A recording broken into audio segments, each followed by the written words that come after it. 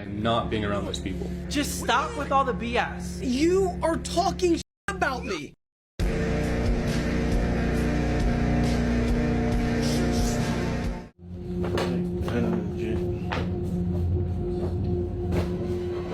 Oh my god! Don't hurt me, it's just me. Back in early 2019, when YouTube and TikTok started gaining significant traction, more and more influencers decided to hop on the platform. Soon enough, a bunch of gamers and big fans of basketball came together under one house and formed 2Hype. This is it, ladies and gentlemen. This is everything. One free throw.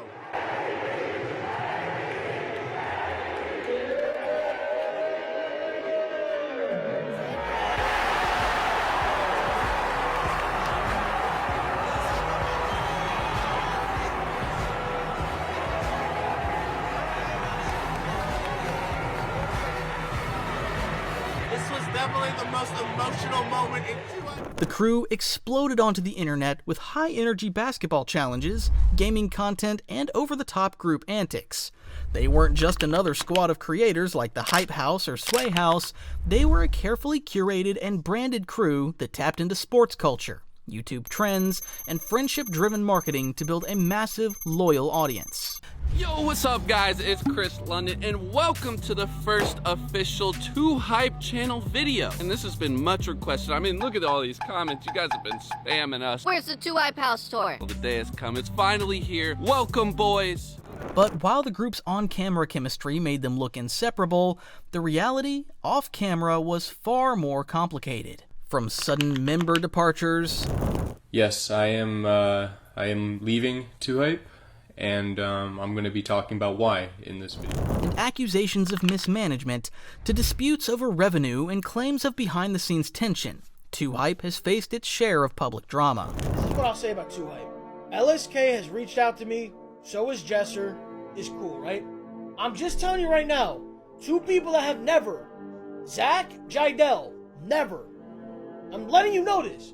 In this video, we're going to break down the complete story from the origins of the founding members and how they built their empire to the business strategies that fueled their rise and the controversies that threatened to unravel it all. By the end, we'll figure out whether 2Hype is a blueprint for collaborative success or another tale in the ever-volatile world of influencer collectives.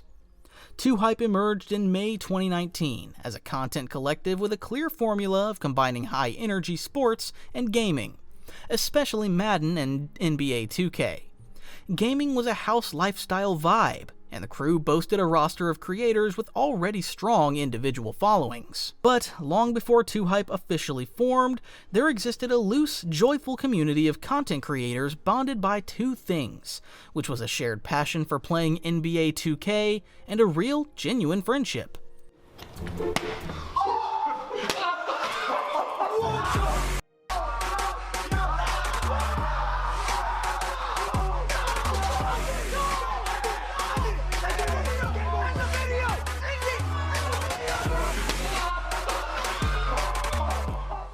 This crew was called the 2K House, and it was a small group of friends that included Chris London, Jesser, Zach TTG, TD Presents, and Los Pollos TV, who simply lived together, made videos, and built camaraderie through video game and real-life basketball content. Whoa. Dude, we had to do the cringiest one. You're not holding me like that. Stop. No. We gotta do No. Dude, No. this one will be so No. Over time, that creative spark caught on, and some members of the 2K House started getting some rapid audience growth. But with that growth came pressure. At this point, the group had grown to about 9 members at its peak, but as the idea of monetizing and structuring the group came up to be discussed, they found themselves at a crossroads. The crew members of 2K House finally had the tough discussion that had to be had, and they made a decision that would lead to the defining moment in the life of the 2K House. The incident that insiders call the Call. Chris London and Zach TTG reached out to members of the 2K crew, TD Presents and Los Pollos TV, and asked them to step away from the collective, framing it as an opportunity for them to build their own narrative.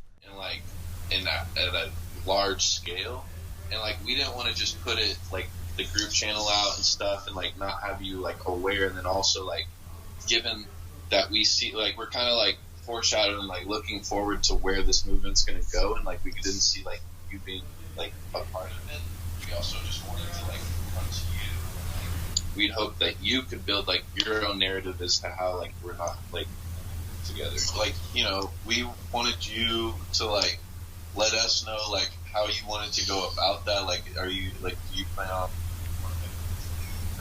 Because we didn't want to like publicly say this and everything. I think like we told Los, like you guys can like build your narrative, you know, like. The 2K crew did not only kick them out without proper consultation and warning, they also advised T-Day and Los Pollos to not say that they were kicked out of the collective. Instead, they should say they were stepping away or branching out to pursue other things individually. Also don't want to just come out and say like, yeah, we kicked TD out and like have like some sort of negative connotation towards you.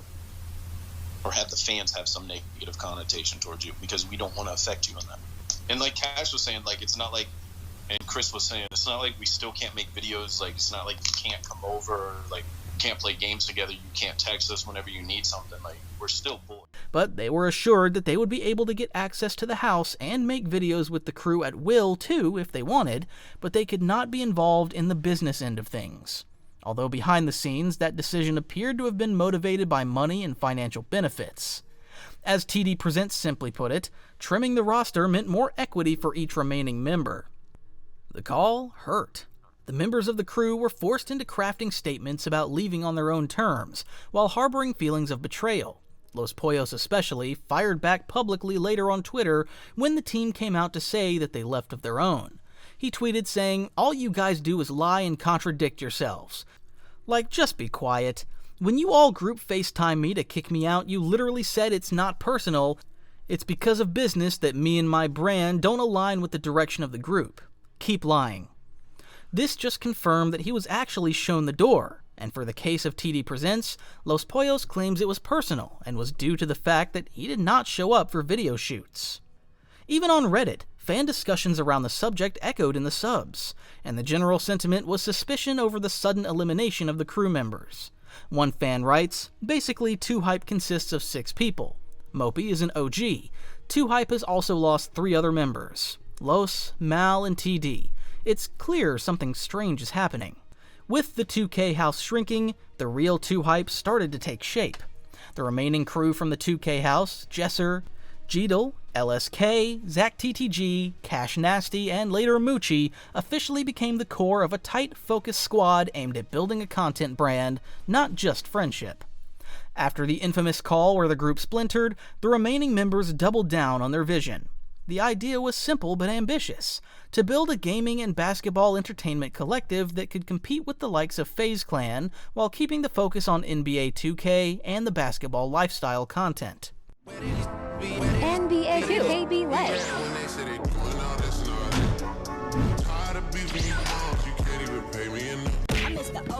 Excessive dribbling.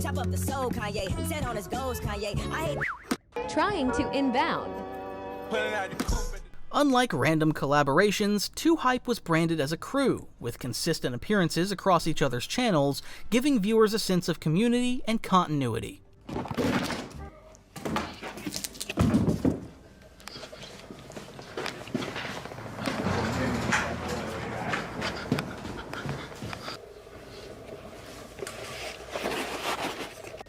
Stop. Oh, shit! Jesser, who at that point was already a breakout star in the NBA 2K scene, became the unofficial face of the group. His YouTube audience was young, basketball-obsessed, and loyal, making him the perfect funnel to bring attention to the rest of the members. His content initially focused on pranks, trick shots, playing basketball with his friends, and he has featured well-known athletes in his videos. He was also serving as a central figure in the 2Hype crew, and he brought on his brother later on as they joined forces. NBA 2K be lit.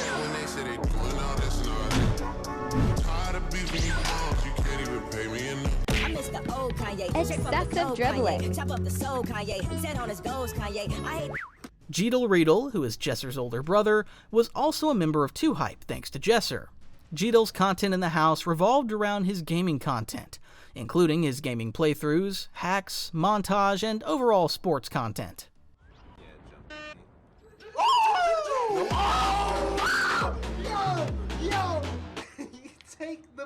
smell this? You love this. Oh! That wasn't even good. I just dunked on you. You didn't dunk on any. Oh, God. Get Ross on. Chris London played the role of organizer and big-picture strategist, often taking on leadership responsibilities. LSK, who was an English former collegiate basketball player for Manvel High School in Manvel, Texas, and he also played for Oral Roberts University during his freshman season before transferring to Newman University for his sophomore season. In spite of his proven talent for the game, LSK was forced to quit due to medical reasons. His athletic background contributed authenticity to the group's basketball-focused content. Cash Nasty, on the other hand, brought his own established fanbase and an energy that gave the group personality. Together, the trio provided a strong backbone for 2Hype's identity. Other members included Zach TTG, whose full name is Zach Mowley, or the Traveling Gamer. Zach was a Twitch and YouTube creator, and at the same time, he had an electrical engineering background. That's where the TTG in his name comes from. Zach was a key addition to the 2Hype crew as he was already well known on Twitch, amassing over 150,000 followers, and he had early basketball experience. Finally on the roster is Moochie Mitchell Crowley, a younger creator and childhood friend of Jesser, and is known for challenges and basketball content. Moochie's addition to the team came later in September 2020, mainly when he took on a head coaching role for their in-house basketball team. His announcement as a member came with a party, a cake, and some confetti. You've done for us. We want to give you this one final gift. Put your hands out with your palms up. All right. It's a little heavy. Be careful. All right. It's heavy. Ready? It's a little heavy. All right. I'm getting smashed, aren't I? Nah. Open your eyes.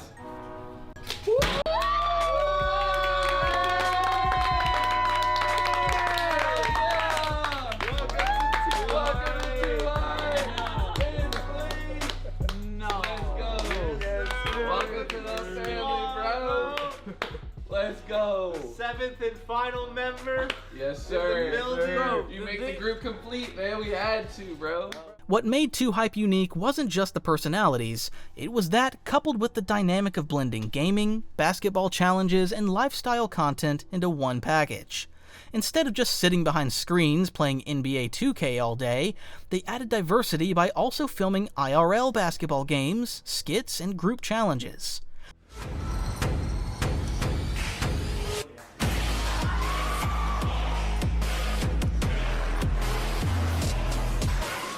This formula gave their videos a broader appeal, attracting not only hardcore gamers, but also sports fans and casual viewers. By late 2017, the group moved into a shared house in Los Angeles, a move that mirrored what gaming collectives like FaZe had done.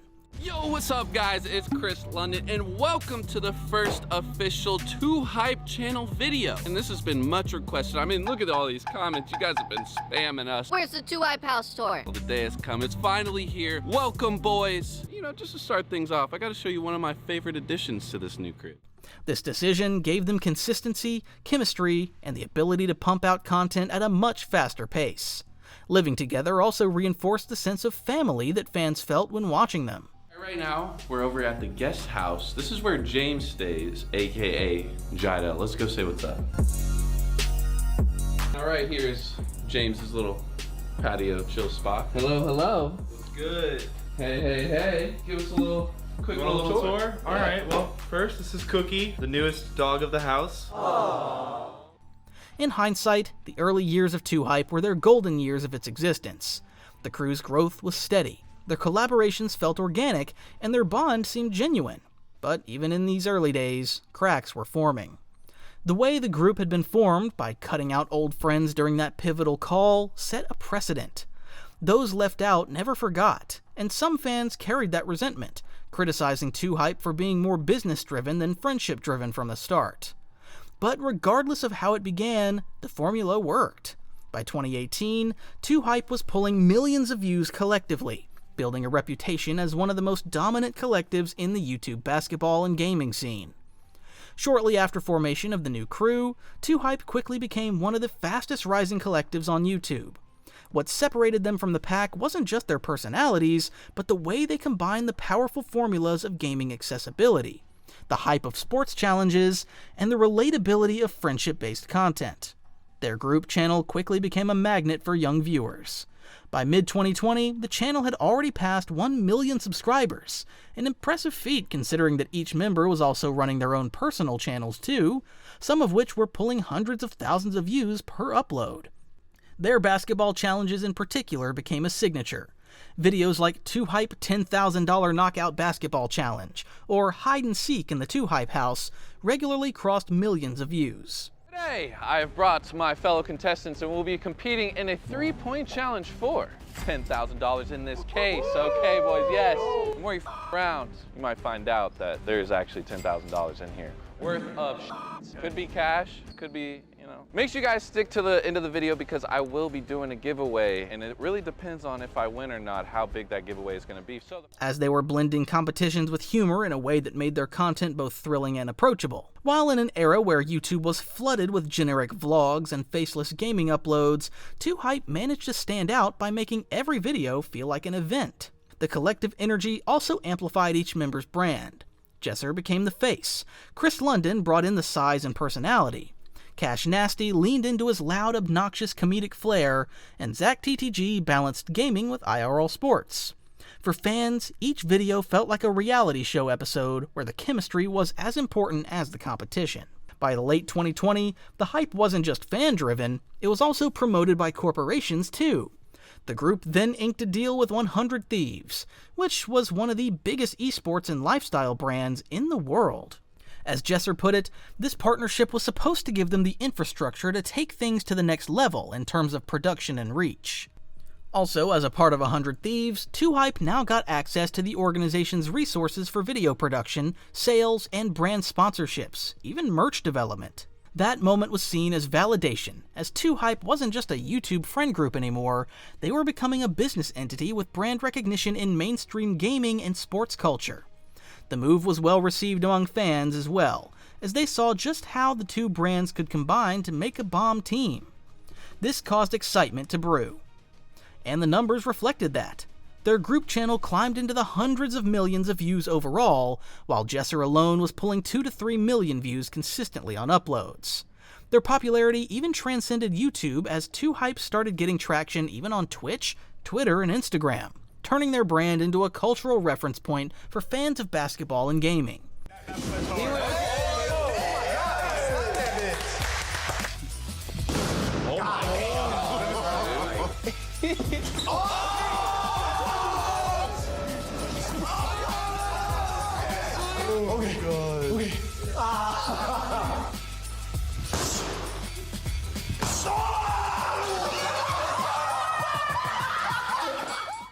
For many viewers, 2Hype was the perfect storm, where you have got the intensity of sports, the competitiveness of gaming, and the feeling of watching your favorite online personalities hang out in real life.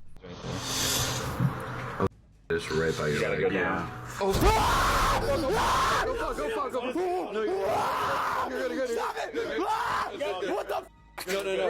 At their peak, they weren't just popular, they became a dominant force in sports entertainment on YouTube, filling a lane that traditional sports media couldn't reach. But success often comes with pressure, and while the numbers painted a story of triumph, behind the camera things were much more complicated. As 2Hype's influence grew, so did questions about creative control, money, and loyalty grow as well. This now created tensions that would eventually boil over into public controversies. Their downfall was just as dramatic, and in some ways even more shocking than their rise to the top.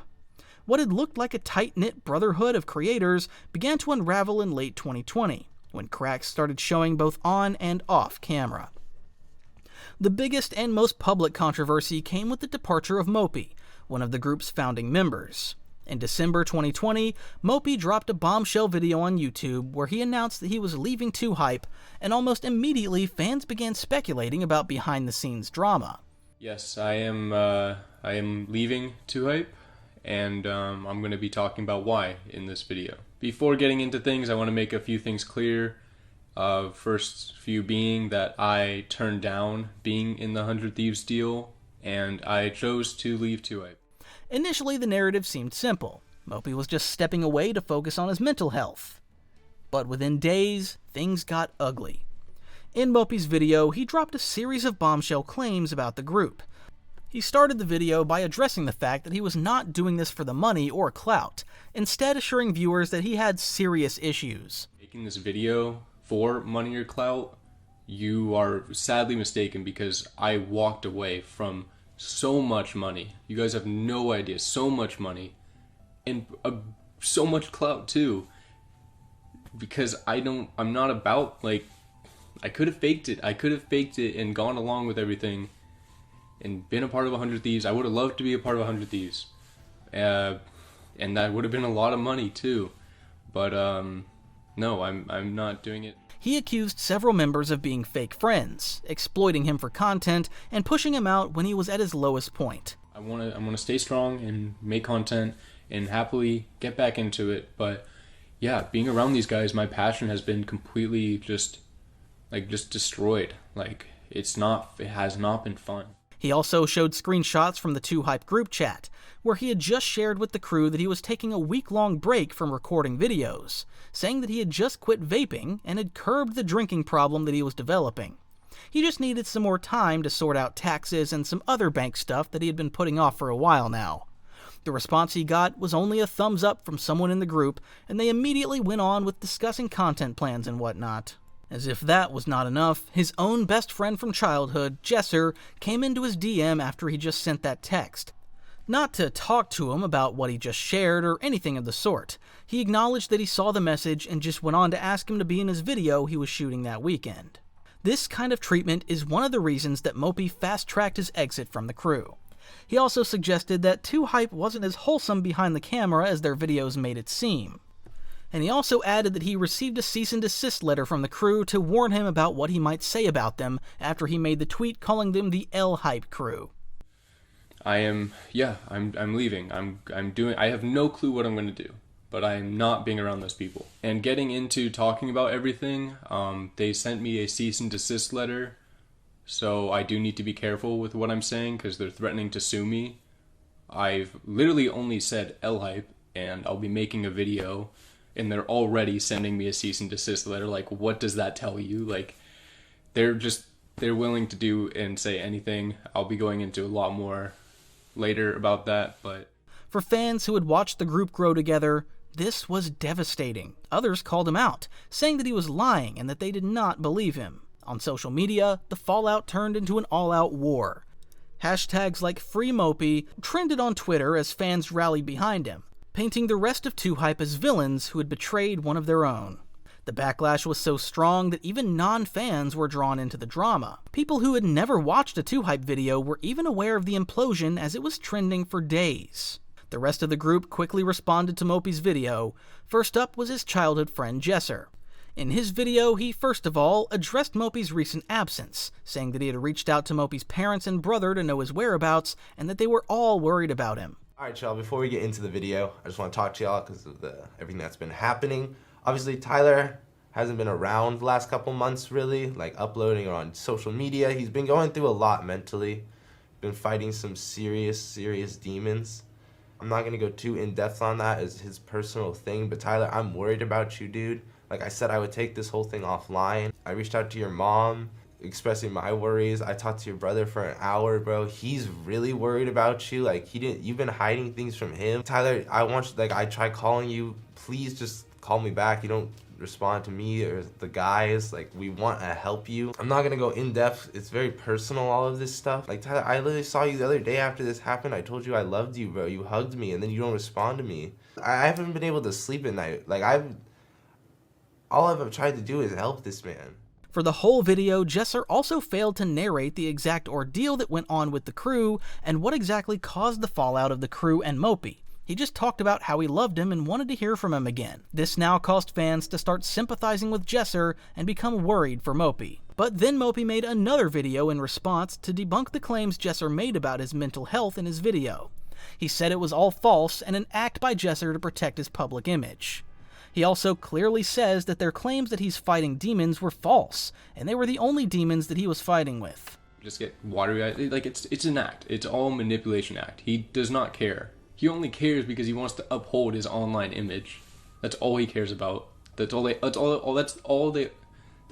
all care about. That's it. And they'll say and do anything to keep that. And then thinking it's okay to paint me as mentally unstable online just because I'm saying F the group, L-Hype, and he's trying to, like, it's just so mind-boggling how, like, what happened. And it's really sad, but I'm just getting away from it. I'm not gonna rack my brain over trying to change people. And Jesse wants to go online and say I'm fighting serious demons. Like, no, they're the only demons I'm fighting, those guys, because they're trying to paint me out to be mentally unstable because I went to, like, rehab. He also talked about how the crew was built on greed and was only converted about money. He said that 51% of all earnings on his VR channels were owned by the crew. He also narrated that one time they were on a Discord call discussing Moochie's request for wanting to have more of a stake in what was being done, and according to him, nobody was willing to give up even 1% of their stake for their friend to feel better. He took 51% of my VR channel. Like, all those channels were just started up for money because VR channels were the fastest growing at the time. He took 51% of my channel and then bragged about it. And another story too, just how, like, selfish this dude is, and actually all the guys, this applies to all of them, but we were in a Discord call when it was time for Moochie to join 2Hype. We were talking, and I was put it out there. I was like, hey, is anybody else willing to give up a % or two so Mitchell feels more part of the group? Nobody wanted to. He's just on a tiny salary now. Mitchell doesn't own a % of 2Hype. Jesser was not willing to give up 1% for our elementary school friend, one of the dudes that adds the most to the group, pure good person, funny entertainment. These guys in Jesser could not give up 1%. Then other members started to make videos responding to Mopey, and next up was LSK. And he simply addressed the Mopey situation by saying that the situation was being handled behind the scenes, and that he hoped it would be resolved soon.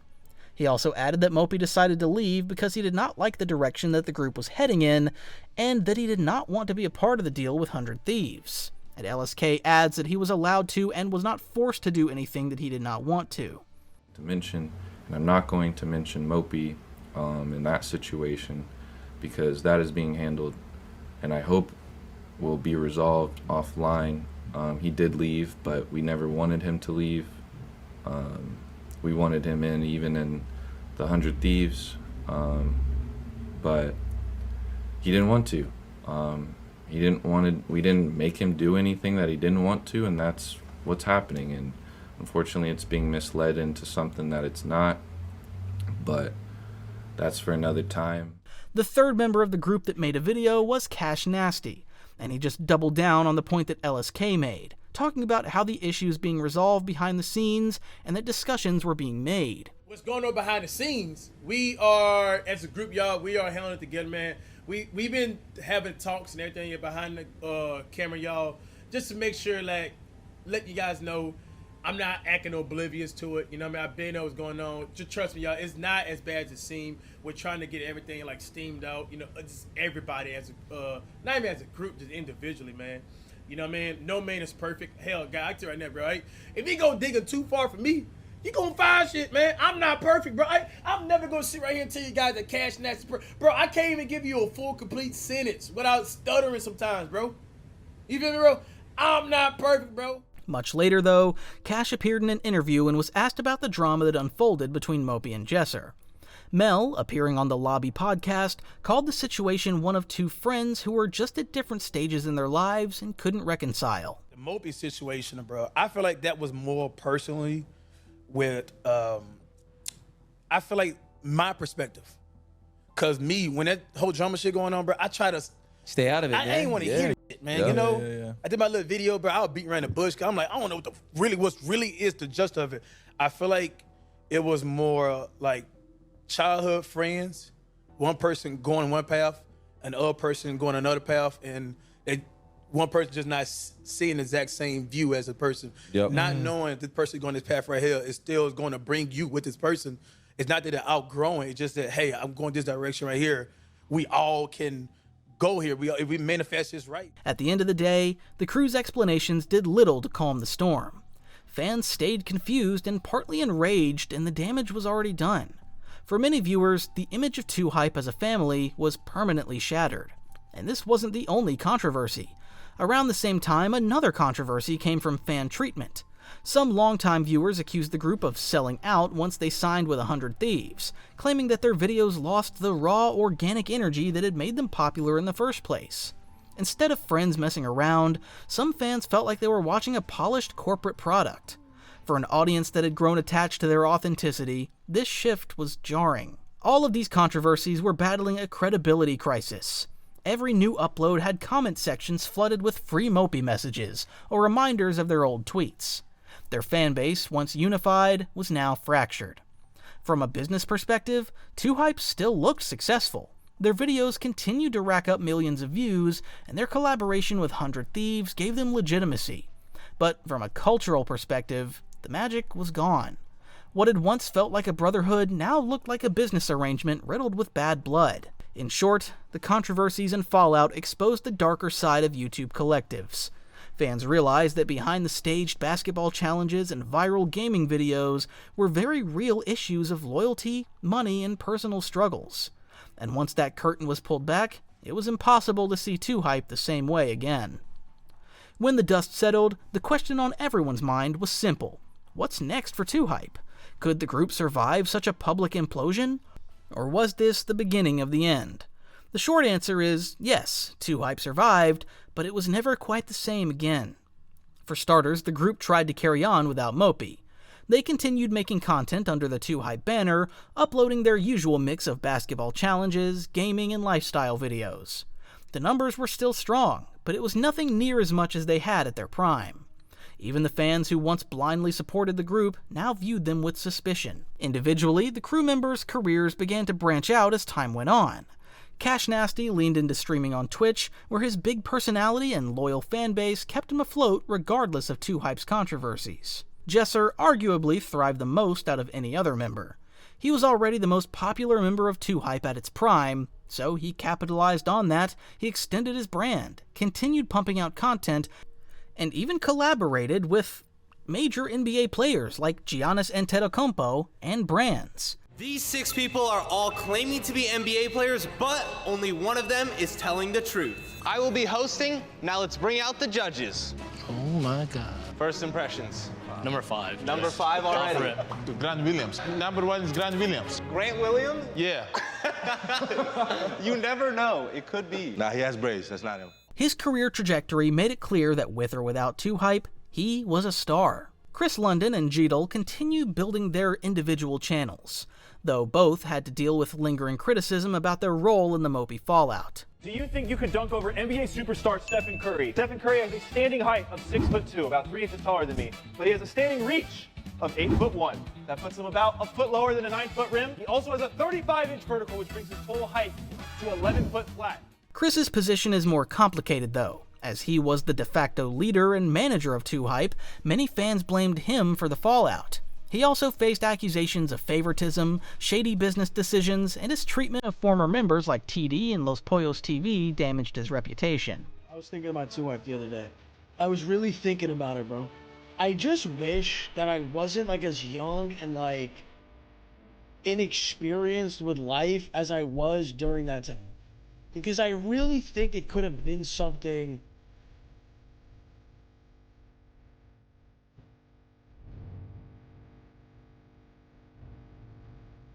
While Chris still uploads and has a loyal audience, his name is often tied to the group's darker legacy, and his brand never fully recovered to its former glory.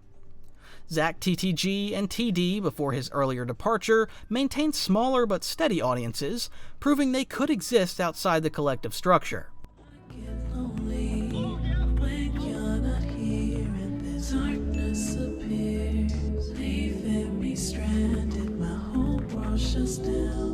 Meanwhile, Mopey became the symbol of the fallout. Although he stepped away from YouTube for a while, his departure video and accusations against the group remain one of the most referenced chapters in 2Hype history. Even today, whenever 2Hype is mentioned online, Mopey's name is never far behind. And when he eventually returned to YouTube, the views were never the same again. Before he left the group, his videos were regularly getting millions of views, with many of his videos surpassing the 1 million mark. But after the falling out, and then Mopey's subsequent return to YouTube, his views tanked significantly. and he was no longer able to even get up to 500,000 views, and he struggled to get up to 100,000 views. Los Pollos' exit was messy, and it was fueled by allegations of being pushed out and treated poorly.